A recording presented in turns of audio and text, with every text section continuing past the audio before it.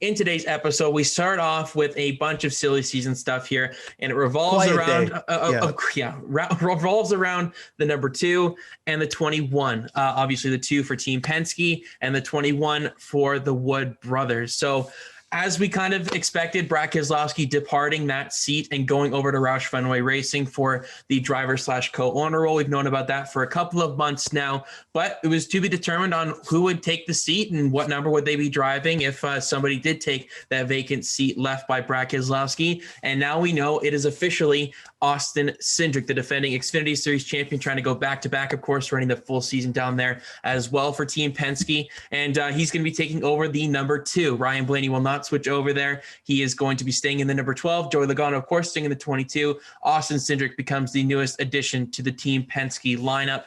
And Brad Keselowski's move is basically confirmed, despite that being out there the longest and still not being official by Roush Fenway. But we all know now that that's going to be the case.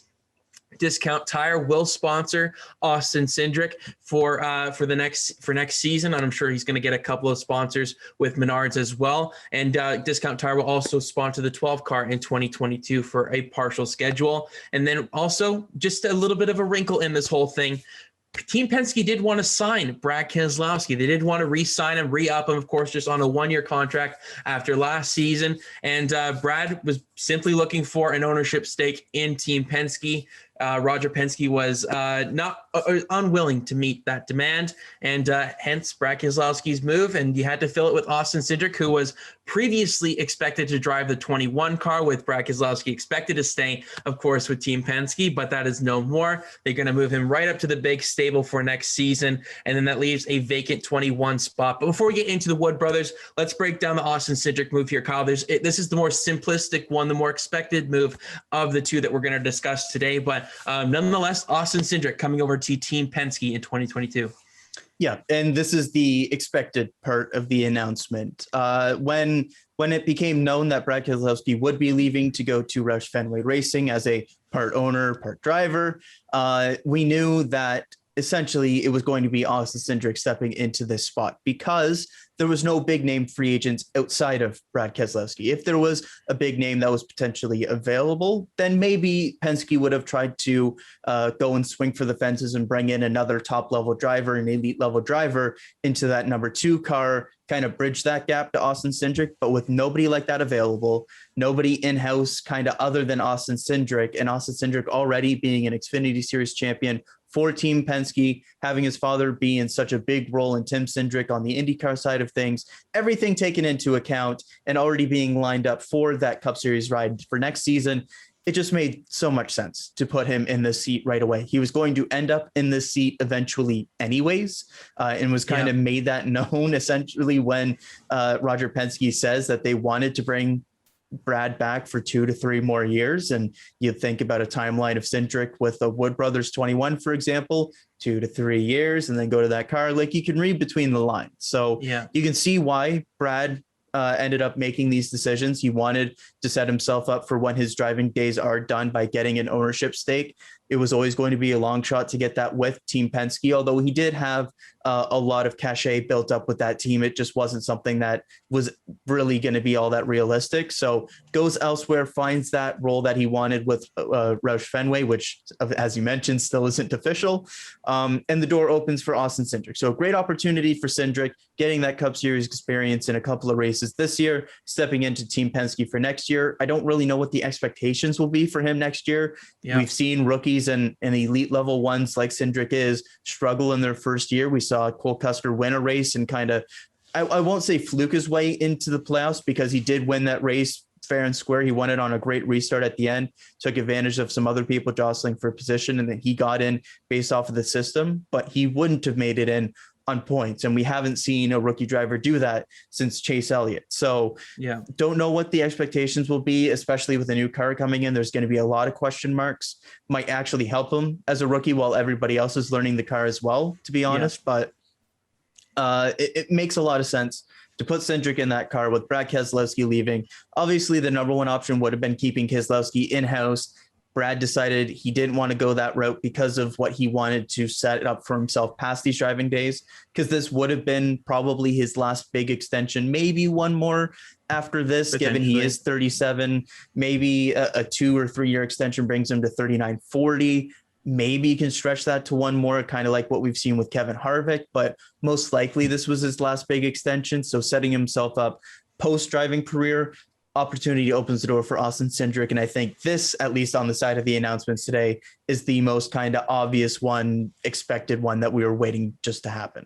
Yeah, I mean, it's going to feel weird not seeing Brad Keselowski behind the 2 car, because that's basically been what we've grown up with. Like, you know, first it was Kurt Busch, and then it kind of just transitioned into Brad Keselowski, and he's been the iconic from the Blue Deuce to now, obviously, the discount tire. They literally moved Kurt away from the 2 to put him in that 2. Exactly. And it's going to feel really awkward, just not even him with the 2 car on his side, wherever that number may be for next season on the car. But it's going to feel, I guess, a bittersweet end to Brad Keselowski's tenure. Of course, a Cup Series champion, but the way it's kind of fizzled out here is obviously not how he would have planned it going. And I've always just looked at him as a Team Penske driver, despite him, you know, being groomed by the Junior Motorsports stable. That feels like a century ago, basically, how long that feels. So it's going to feel awkward to see him behind the wheel of whatever number he's driving for Roush Fenway next probably season. 6, right? Probably the 6 if Newman doesn't get re-upped, and if he, all those situations. But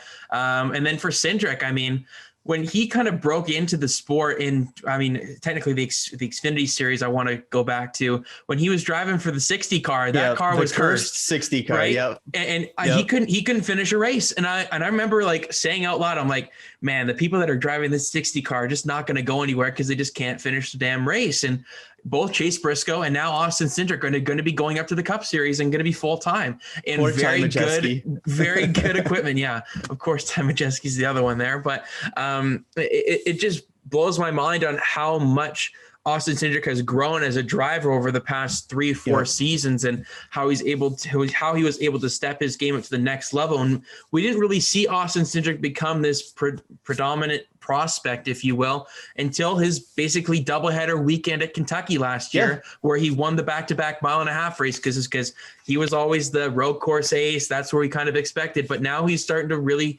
fill out that skill set and really becoming a diverse driver. And we've seen that in a couple of his starts so far this season, when he's done some part-time stuff in the 33 car for Penske Racing. So there's a lot of expectations for Austin Cindric. He's not going to go in there completely cold. He kind of knows the competition a little bit, doing this part-time schedule a little bit this season.